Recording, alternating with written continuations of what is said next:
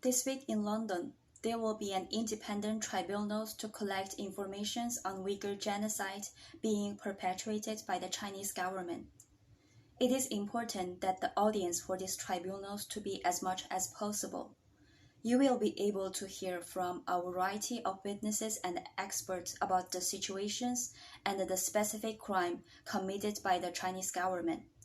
The purpose of this tribunal is to put the Chinese Communist parties on trials for their action, but they decline to come and defend against the accusation. We will be able to collect information from a variety of sources into one record, and we will finally have a clear picture of how poorly the Uyghurs are being treated. This is an event with global importance in front of the global audience, and the Chinese Communist Party knows that.